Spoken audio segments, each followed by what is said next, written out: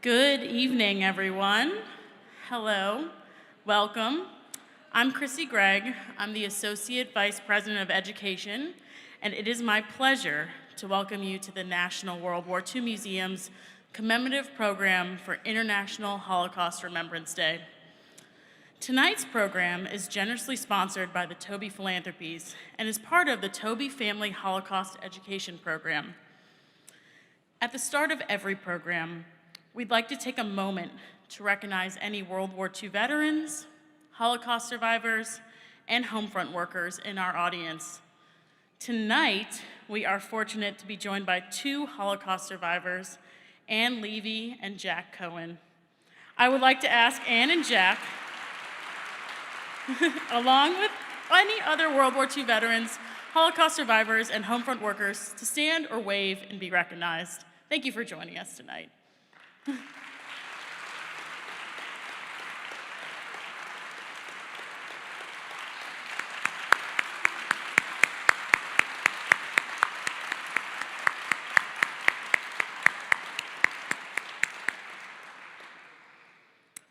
We are honored to have each of you here tonight at your museum. I would also like to take a moment to thank the Gary Sinise Foundation for providing travel for Jack Cohen to join us tonight. Thank you. Tonight, we mark the 80th anniversary of the liberation of Auschwitz. On this day, 80 years ago, the Red Army entered the gates of Auschwitz, shocked by what they witnessed.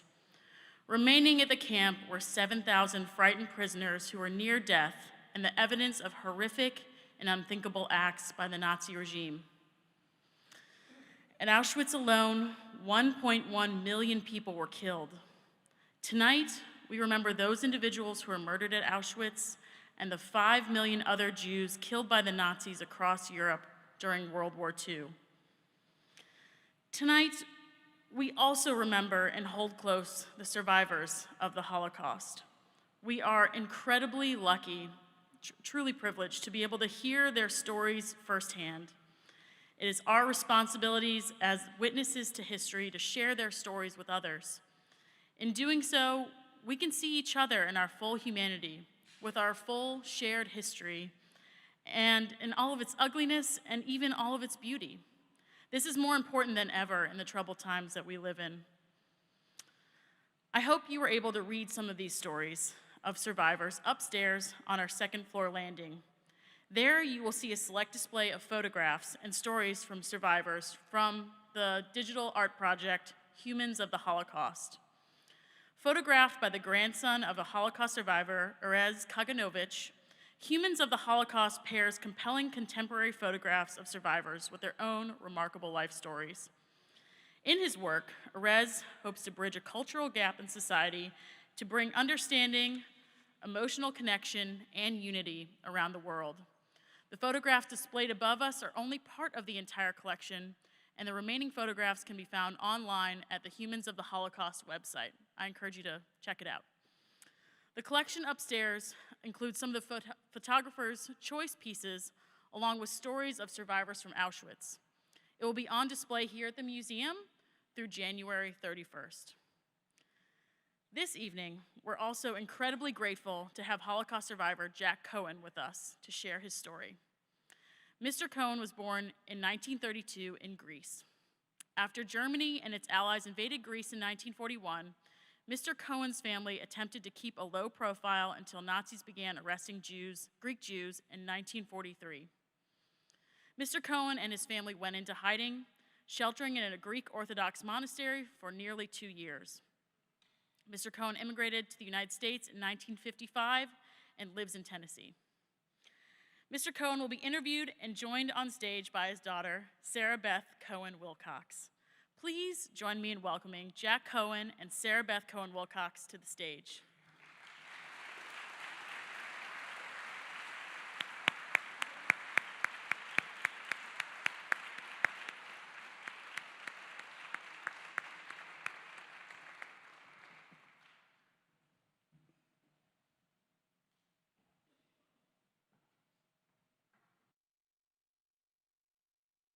Take a seat. Which one? Wherever you'd like.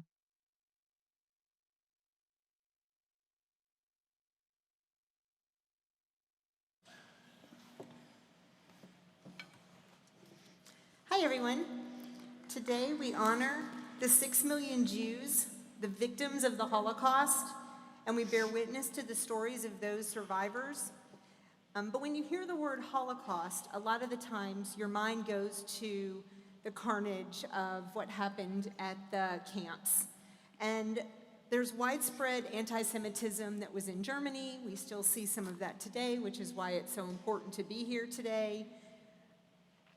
But my dad's story is one of hope and humanity. So although he'll tell you some of the stories as he goes through, he wants you to remember just the survival part of it, not the terrible part of the death and the destruction. So we'll start by just going over a little bit about what his life was like. Oh, here you go. Daddy, why don't you start with where you were born and what life was like?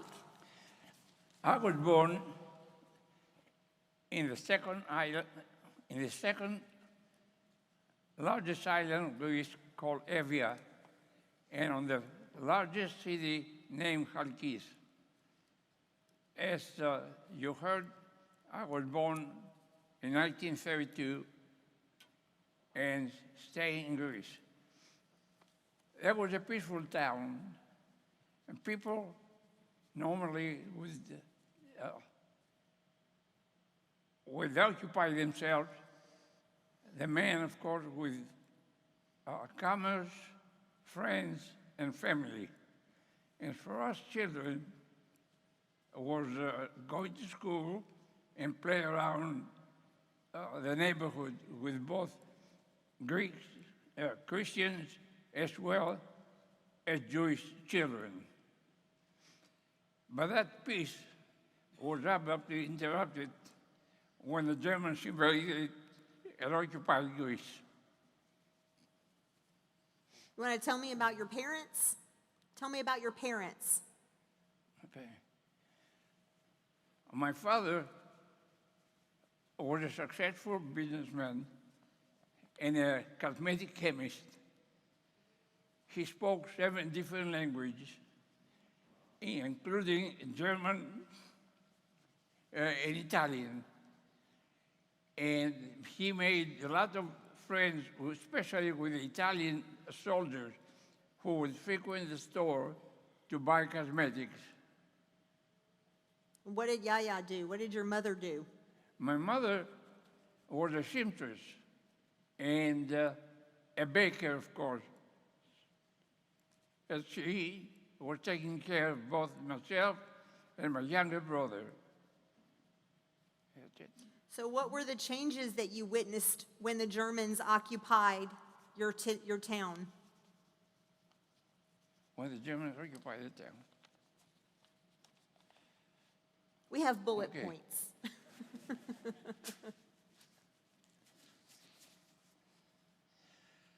Okay, our home was very close to the barracks, the German barracks. And it was hardly a day that we would not wake up to the machine gun of people killing.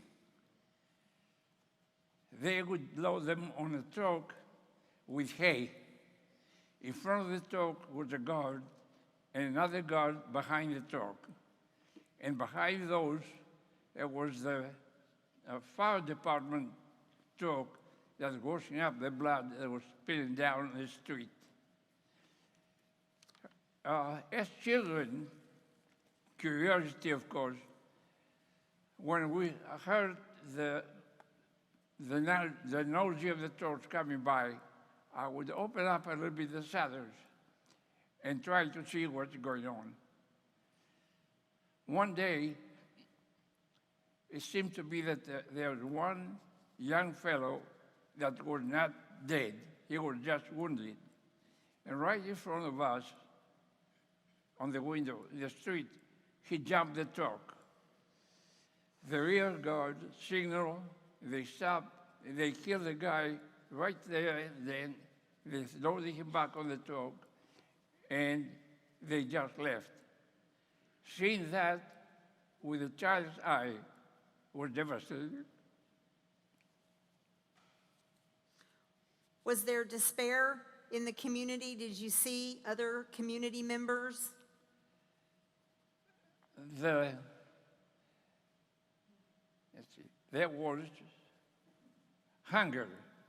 There was despair because people were hungry since the Germans were taking most of the food from the country to feed themselves. The fear was also widespread. People that would go to a cafe to have a cup of coffee or to a pastry shop, they tried to sit as far back from the front door because at any moment, for any reason or whatever, the Germans could have come and blocked the place and start picking up people from the front, either to interrogate them or as hostages.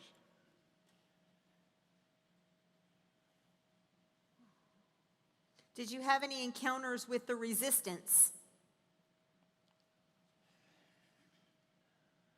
Yeah. We as children, of course, used to play soccer. And at that time, no parent would spend money to buy us a soccer ball. So we used to try to find a sack and load in, stuff it with paper or discarded clothes or something, tie it up with and use it as a sucker. There was a mosque in our hometown, remnants of the old Ottoman Empire occupying Greece for 400 years. And in front of that, there was a square where we used to play soccer. One day, there were two guys that came in, and actually they gave us a ball. Not a soccer ball, but nevertheless, it was a real ball. So, but there was a catch to it. They wanted us to kick the ball. By the way, the mosque was converted into a munition depot by the Germans, and there was a guard in front of it. So the people wanted us to kick the ball to the guard as often as we could. Well, the beginning was a joke, was a play. We kicked the ball to him, he kicked back to us, and so on and so forth, until one time, when we kicked the ball to him, he took his bayonet and busted our ball. We started calling him names and jeered him and all kind of stuff until at one moment we saw him taking the rifle off his shoulder. We scattered. For some reason or another, he followed me. And as I was turning the corner over there, he took a shot at me. But thank God, I have already taken the corner, and the shot, I didn't get a shot. However, another child that was crossing the street at that time took the bullet that meant for me. Later on, I found out that those two people were people of the underground or the resistance. And while the guard was away, they had the opportunity to throw a couple of grenades in there. It did not do much damage. Nevertheless, 110 people paid with their lives. They took them up to a hill, they shot them, and they left them there to die. Let me go back just to let you know. So we did go back. We've been back to Greece to visit family many times. So that was the last yearbook picture before they went into hiding. I just love his little face. All right, so at this point, it became almost impossible to leave, and there was a cold early morning on March the 25th that coincided with the Greek Independence Day. And that would be when all of the people were roused out of their beds and sent to the seaside that they loved so much. They would be placed in trucks, and unfortunately, there was a holding camp called Haidari in Athens, and most of them ended up in that holding camp. I'm going to go back one more time. One of the things that I like about this picture at the very bottom is that if I'm picturing what my dad and his brother and his parents were taking when they went into hiding, it would look pretty much like that bundle that that lady has at the bottom there. So if you can imagine when they get ready to go into hiding, that's pretty much all they were able to take with them. So these are some headlines, and at the bottom you can see that's the old Haidari. So this is my grandparents' wedding picture. So my father and his immediate family were able to flee in time, but his grandmother was not so lucky, and that's the one that's got the arrow. They were very well known and beloved family, whether they were Jews or Greeks, it didn't matter, everybody loved my grandparents. And so this was actually in a lot of magazines, which is why we had that picture. So at the time when you know that a lot of people had the armbands and the Jewish stars, this happens to be a child from Rhodes, and he thought that he was proud to wear this star. He had no idea that this was something that other countries were being forced to wear. Other people in other countries were being forced to wear. So when others were rounded up and wearing these golden stars, he was proud. So Daddy, I want to ask, did you know what would happen when you were that age if you were picked up by the Germans? Yeah, even then, I knew exactly. First, I knew that by first experience.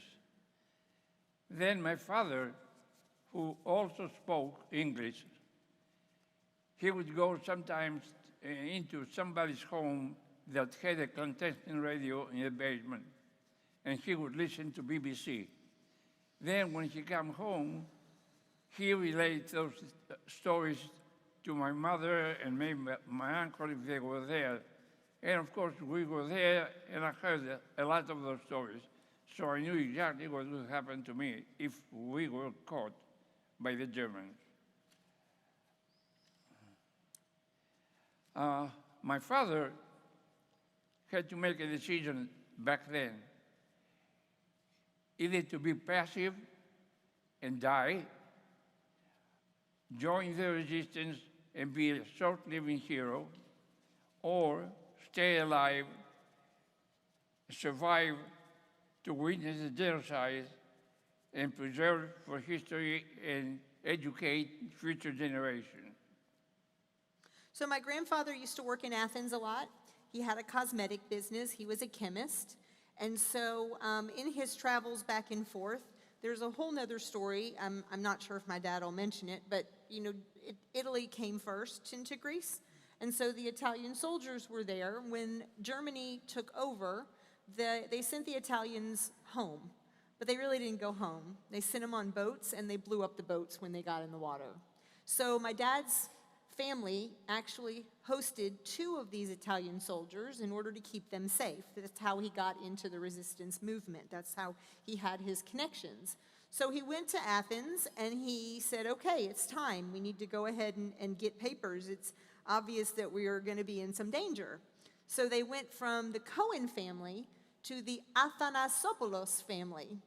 And my dad became Antony Athanasopoulos. So Daddy, how do you remember the night that you had to leave your house?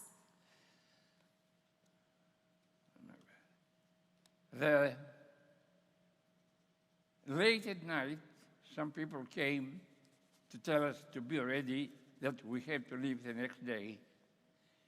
In the middle of the night, my father woke me up and asked me to get a bag and fill it in with items that I wanted. Not knowing where we were going, and for how long, and whether we would come out of that alive or not. My mother got some bedding, some pillows, and blankets, and a few utensils, a couple of pots and pans, and made the bundle.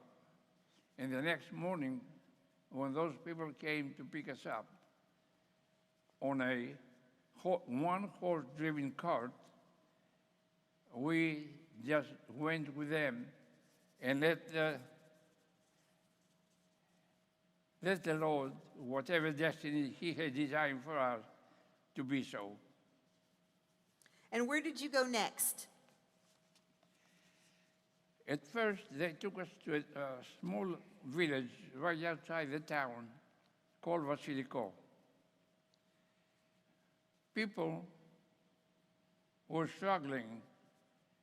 It was bad enough to feed their own family, much less for feed another family of 4. They put us in somebody's town named Russos. We stayed in their home for a while. And the guy took us in and fed us and all.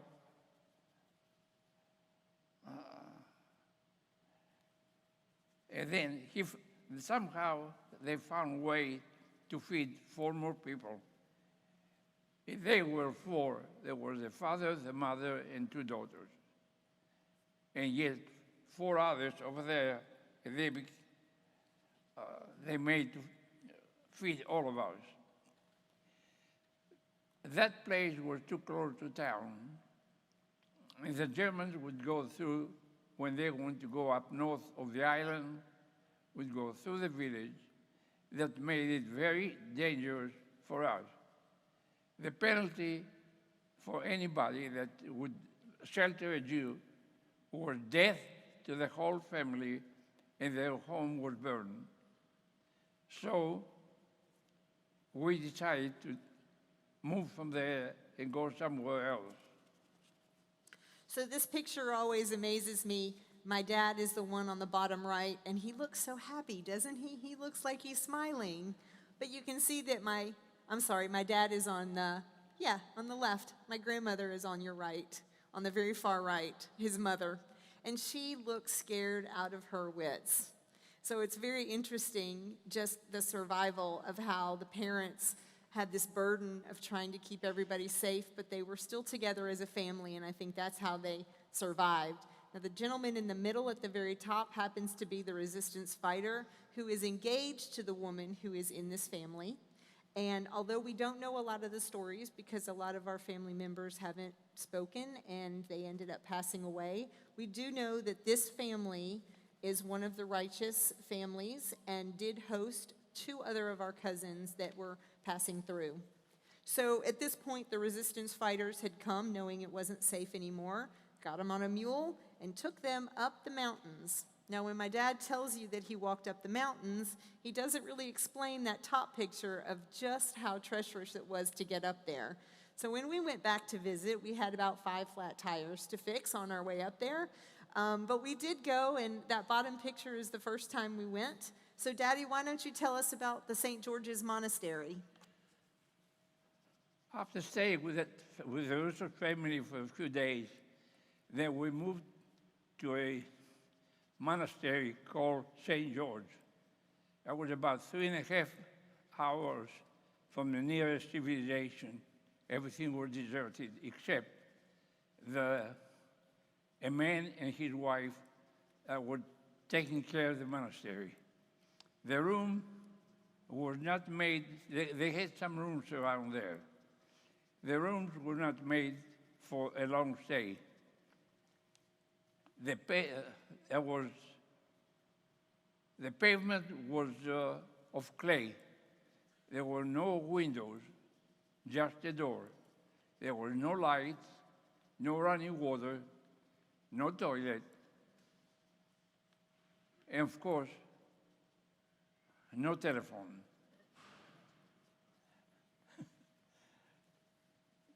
The question came up right away, of survival. What do we do for food? Number one, we had no money. Number two, even if we had money, there was nowhere around there where we could buy anything whatsoever. Fortunately, the lady gave us some bread, gave us some feta cheese, and some olives, which lasted for maybe 2-3 days. Then what? Again, fortunately, the man took me around the woods in the forest and showed me how to find and pick up and identify edible mushrooms. My mother would take them, boil them, and make patties out of it.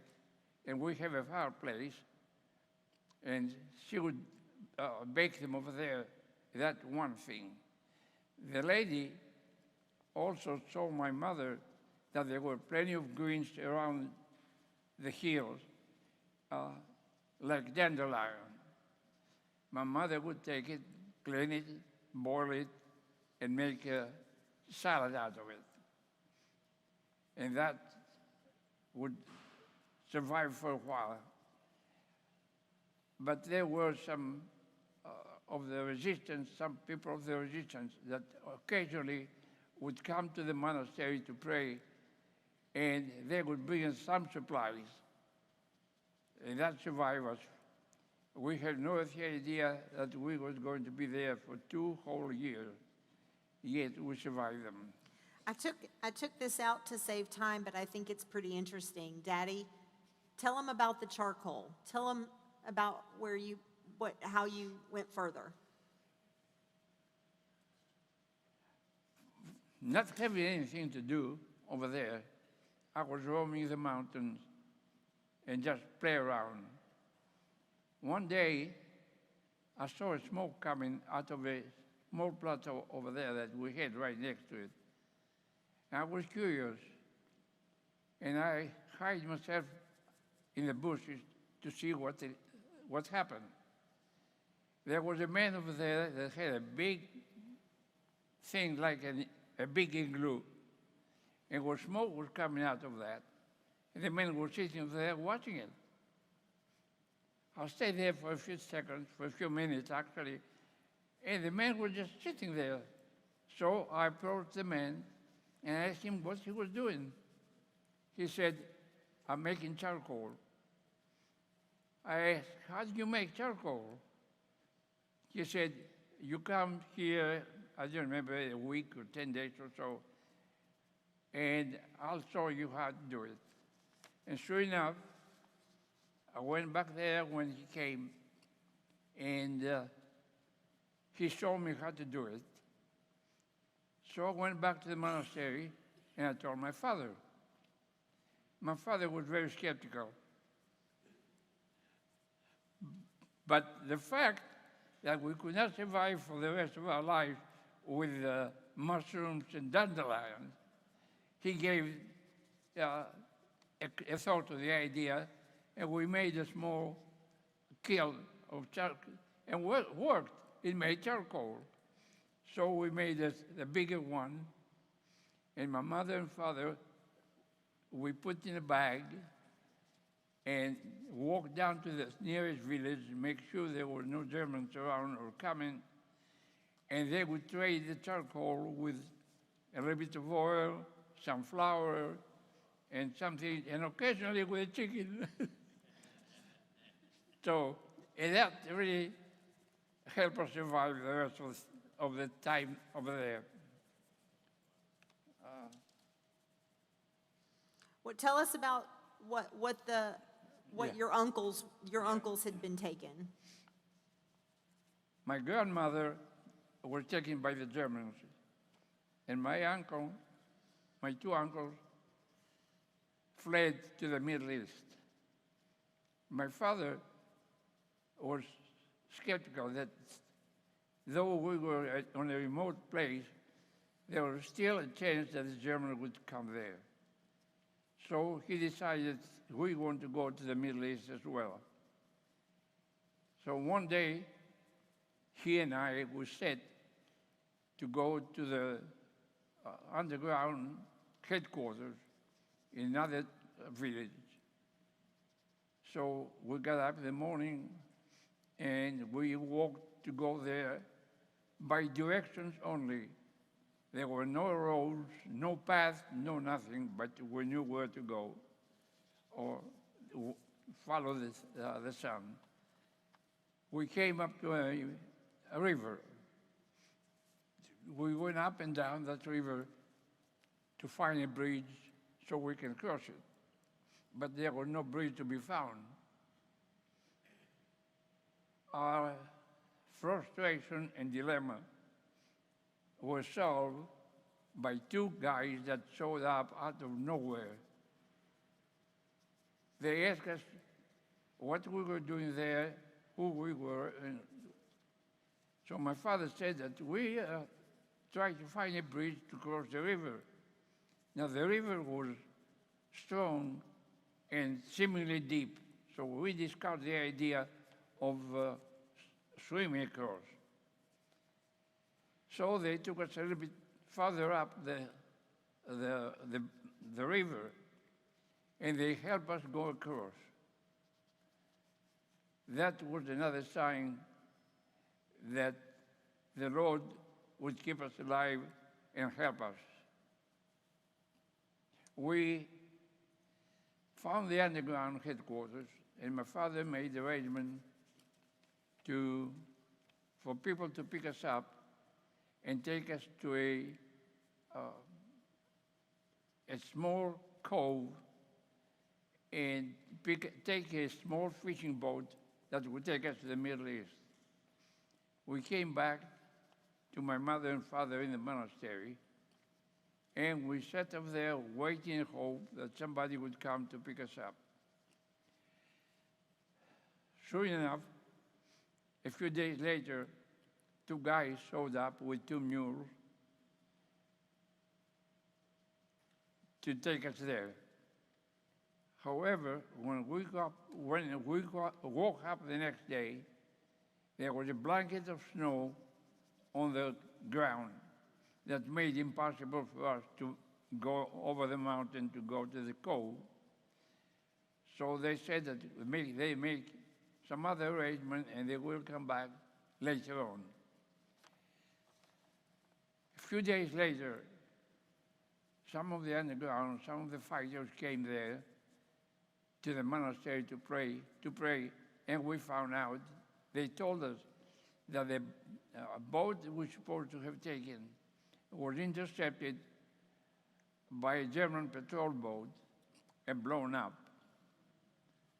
Again, that's another indication that the Lord will keep saving us. You missed one. I'm gonna go back and show you this one picture. So we did go to the monastery again a few years ago, and it's just really interesting. You can see how small the door is, how short the door is. Daddy, do you think did you recognize the monastery when we went back? Oh, yeah. People would not believe me today what we went through at that monastery. Like I said, there was no running water, no electricity, no telephone. But believe it or not, today they have everything. And not only that, but there are people building all over the place over there. So, Daddy, at this point, it got dangerous, and you found out that the boat was blown up. So what happened next? We discussed the idea of going, and we stayed there. Now, again, later on, the resistance came back, and they tell us to be ready to be moved from there again. They found out that the Germans were coming the island, actually, and of course they would find us.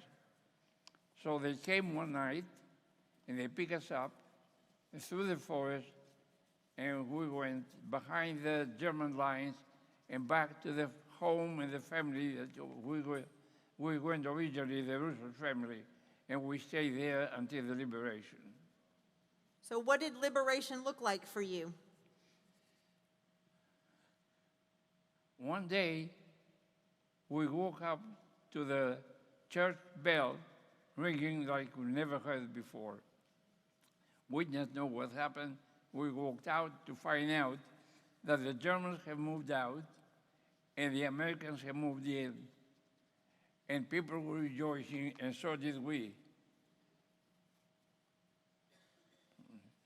Our personal liberty and people were able to move around as they pleased. While before, when the Germans were there was a curfew, and there was a blackout, and there were all kinds of restrictions. Now there were no restrictions, and of course, the Americans were not taking the food that we're supposed to eat. So, My parents, after that, my parents went back to town to check our home. And came back, and a few days later, we went back to our home. so this is the story that always gets me, because I'm going to ask him what they found when they went back home. And what you would think would happen is the exact opposite, which is what I think this story always gives me hope of humanity. So, Daddy, what happened when you guys went back home? We found out that our home was occupied by a Greek family while we were going. There was a family of 7 people: the father, the wife's sister, and 4 children, 2 boys and 2 girls. And then 4 of us, my father, my mother, and 2 children. And we had to stay together. Somehow, some way, we made to be amicable and stay together. Our home was sectioned. We had 2 bedrooms and dining room, living room combination, 1 kitchen, 1 bathroom, and 1 washing room. We stay in 1 bedroom, and they stay in the other. The kitchen and the dining room were shared by both of us. They would eat early most of the times, and would eat later. There was no trouble. But the sore spot was the bathroom. There were 11 people to go to the bathroom. Now, the husband of the other family and the older child were fishermen, commercial fishermen, so they were not there all the time. However, they came there too. So my father had to get ready to go to work, and we had to get ready to go to school. Had to go to the bathroom, wait, clean ourselves, comb our hair, our hair, and all this. And that reminded me of a joke that I heard from our famous comedian, Bob Hope. Bob Hope said once that he was raised in a large family, and the reason he learned how to dance was waiting to go to the bathroom. and so did I. Eventually, they moved out. They found a place to move, which was not easy, because back then in our hometown, we did not have apartments and things like that where you could rent them. So they had to find a room, a home or something that either the people have died or something to be occupied, and they moved there. So I was telling the story when we were at lunch, so I'll share real quick that it's pretty interesting that you lose so much of your life for those years, and you don't think of it if you imagine your neighbor not showing up at home for a week. Maybe they're out of town for 2 weeks, for a month, for 2 months, but 2 years. And to think that they could come back and just live harmoniously until the other family found a place. But that still doesn't mean that all of my grandmother's dowry is gone, that years later they would have dinner at a friend's house in the neighborhood, and they're eating on my grandmother's china and with my grandparents' silver, and the daughter of a family gets married and she's wearing a dress that my grandmother's mother had given as a dowry. And what are you going to do? I mean, it's life. You have to live it, and you have to just be glad that you have your life and your family together. So, Daddy, one of the most important stories about your survival is how the church was involved. So tell us about that. The Greek Christian Church was very, very helpful in make the Jews of Greece survive. The Archbishop of Greece, Macarius, am I right? Yeah, Damaskinos, I'm sorry, Damaskinos. He sent a letter to Hitler himself, stating that we do not have distinction between Christian and Jews. All of us are Greek citizens. And of course, he never got an answer, but he did say that. He also sent notices to all the priests and deacons in, I think, in the whole country to do whatever they could to help Jews survive, which they did. Our bishop in our hometown, Gregorio, he picked up all our archives, our sacred books, like the Torahs and the prayer books, and hide them in the bottom of his church, and he returned them back after the war. In the meantime, the German general in our hometown went to him and gave him 24 hours to give him a list of all the Jews, names, address, telephone numbers, and so on. When he went there to pick him up, there were only one name on the list, and that was his name.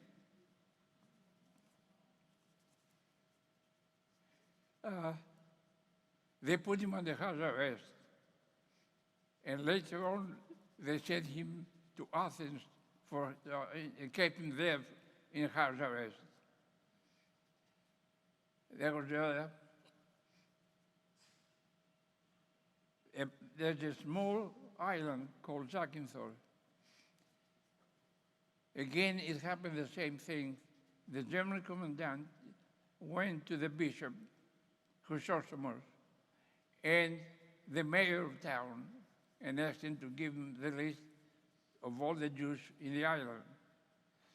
The next day, when he went to pick up the list, again, there were two names, the bishop and the mayor. In the meantime, during that night, in 24 hours, remember, but during that night, they've been able to scatter the Jews, all the Jews, on the island, so not a single one was missed. So to give you an example, in Chalcis, where my dad was born, there were 325 Jews before the war. After the war, 303. So a very, very little perished. So at this point, my dad... The chief of police? No, I said how many people... The chief of police. Oh, go ahead. The chief of police in Athens, he issued 27,000 full identities to Jews in the whole country.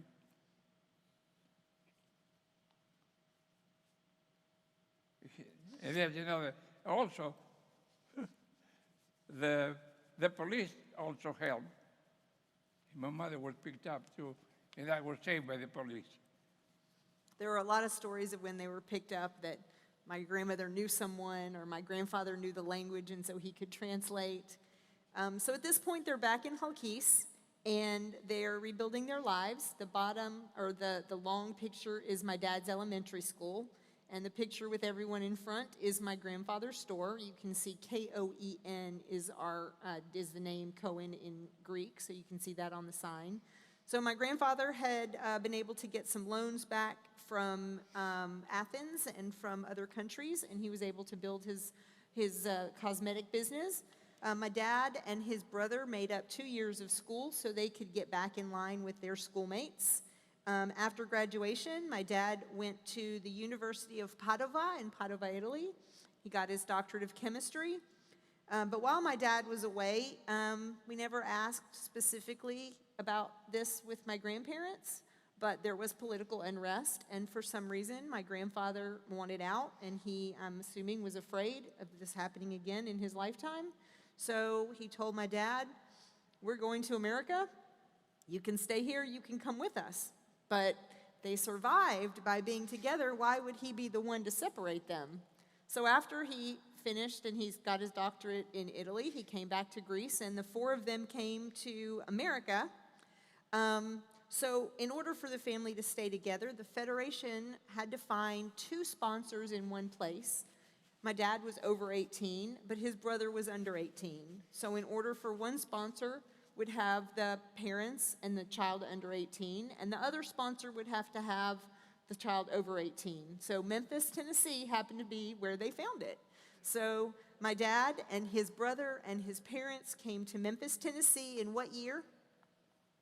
What year did you come? And we came to the United States in January 29th, 1955, and we came to Memphis a week later, the first week of January 1956. I'm not sure of the exact date. So then they started their life back in Memphis. Both my father and his brother enlisted in the Army. But because my father had sole responsibility of caring for his parents because they were older and my dad was the only one that could get a job at the time, my uncle, my dad's brother, ended up getting sent back to Germany. He never told us how he felt about it or any of the stories of inside, and unfortunately he's passed away. My dad did work as a chemist for the reserves, and he went to a dance at the Jewish Community Center, and he couldn't speak English, and he was kind of greasy. Sorry, honey, I know you don't like me saying that. He couldn't speak English. He was a foreigner, and he asked my mom to dance, and my mom said, "But you're not getting my phone number." After that, he ended up getting married to a woman. They had a son. They got divorced, and he was set up on a blind date with my mom. And what did you say when you met her? Oh, I recognized her. She never recognized me, but I recognized her. And I thought, if that woman marries me, I'm going to marry her and punish her for that, for rejecting me to begin with. So, Daddy, what was it like? Did you experience any anti-Semitism after the war? Yeah, I did experience one. One time in school, we had a new teacher. We never seen him before. I don't know where he came from, but we never saw him. And he went down the list of the names of the students and came across my name. He said, "Jack Cohen." He said, "Are you a Jew?" I said, "Yes." He said, "How come the Germans were not made soap out of you?" And that was it. So, And then we never saw that guy again. I don't know what happened, but we never saw him again. He never teach at our school. so this is you can see the picture of my dad and his brother, my Uncle Mario Ephraim.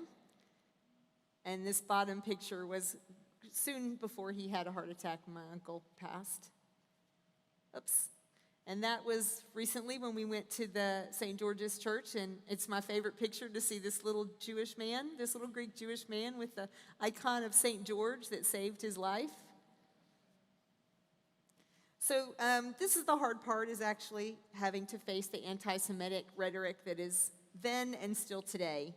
So there are pictures that are at the top are from the 1940s, the top right, and the pictures on the left are from within the last 2 years. So the picture at the top in red, you can see that's something we took when we were in Israel, and at the bottom on the brick wall, we took that when we were in Greece. So when we say the never again phrase, it can happen again, and that's why it's so important for us all to be here and to remember. With anti-Semitism at an alarming high right now, I think it's really important around the world to remember that there are deeper divides that people have, and that's why it's important to speak so we can bring everybody together at the same time. So we were at a park at home nearby walking around, and there was a family that were using chalk to play in the park on the concrete, and they were drawing swastikas and anti-Semitic rhetoric, and nobody did anything about it. And so I wonder if I'd ask, I'm not sure if he came up with an answer for this, we didn't practice this one, but what does it mean to you when you see these currently? Well, really, the only thing I can say is that those people over there that did that are either ignorant or, I'm sorry to say that, stupid. Of course, it made me sad to see things starting all over again and have the anti-Semitism back in the world, which I thought it was already gone. And that's it. That's all I can say. So those people were, that it didn't worth thinking about it. My dad always seems to have hope in everything he does, but for us looking at it, it's seeing hate all over again. And when there's hate, there's hateful words. When there's hateful words, there's hateful actions. When there's hateful actions, you can go visit the Holocaust section of the museum and see what happens. So I think it's really important. So when you leave, he'll have a message for you of hope. And I think just if you could walk out and remember that words matter, that hateful words can turn into hateful actions. So when you came to America, there were cultural differences from Greece. So what kind of things did you experience? First, it was hard to find work, not knowing the language. That's one. Another thing that came up, of course, the difference were the work. Back in Greece, we worked 8 hours a day, 6 days a week. But there was a siesta between 1 o'clock and 5 o'clock in the afternoon. People would go back home and have lunch with their family and take a nap, and then go back to work. But over here, it was difficult to have 30 minutes to eat. So I couldn't go to a restaurant. I did not have time to go to a restaurant. So they told me that I should bring some sandwiches from home. What is a sandwich? I never heard of it, and I never had one. So, but eventually I learned how to do it. So I was unfamiliar with the social situation and challenges that started with the civil rights issue and everything else. And I had an experience in the bus that a friend of mine finally explained to me what happened and why that experience came by. Why did you have that experience? I was very dark because a cousin of mine and I used to swim all year round, and we never lost our tan. I was very dark. I had a black, wavy hair and a mustache back then. So I got to the bus, and it was almost packed, but there was a seat right in front, and a lady was sitting next to it. So I sat there. And that lady pulled on the side and pulled on the side and pulled, and kept looking at me, kept looking at me. I look over there. I took a bath this morning. I shaved. What's happening? So when she left, when she took off the bus, she gave me that look that you actually could kill. So later on, I went to a Greek restaurant, a friend of ours, and I told the story to the guy. And he said, Jack, have you looked at your face today in the mirror? I said, yeah, what's wrong with me? And then he explained that I was so dark, and she thought that I was colored, and I was supposed to have sat in the back of the bus and not right in the front. That's another experience that I've had. So he lost 2 years because of his faith, and then he comes here and experiences differences because of his skin color. So Daddy, when you were in the monastery and when you were taken away from your home, how did you keep your faith? We Jews, of course, celebrate Sabbath, Saturday, and starting the night before, on Friday night, my mother would take a bowl and put water there and some oil on top. And around the country, she finds some fibers and make a wick out of it and put it there and light a candle every Friday night to welcome the Sabbath. So that in the middle of the night, in the dark, that flickering light gave us hope for a better life and a quick liberation, hopefully. And so is there a message that you want, as we're closing tonight, is there a message that you want Yes, I people do. to remember when they leave? When you live here, think about the world we live today. The Holocaust is a contemporary issue and demonstrate the atmosphere of genocide to take place again. People connect to prejudice that are unfounded and illogical. Our society urges us to be tolerant. I think there is a great difference between tolerance and acceptance. And keep it here. We all have something to contribute to this world. By accepting things as they are, without carrying a judgment, we are able to treat all the people in dignity and respect.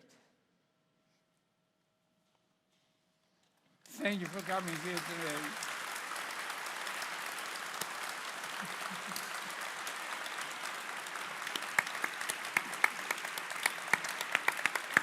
Thank you. Thank you so much, Mr. Cohen and Sarah Beth. Round of applause.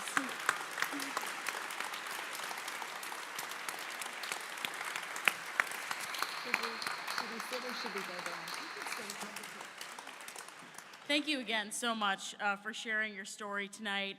It was inspirational. It was, a really beautiful message at the end. We're so grateful to have you here this evening with us.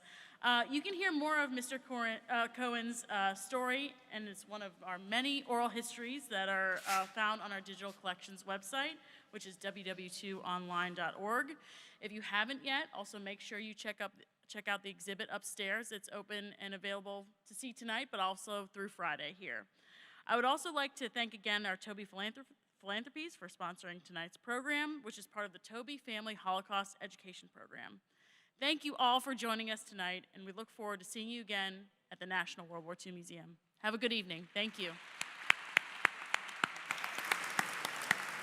Thank you.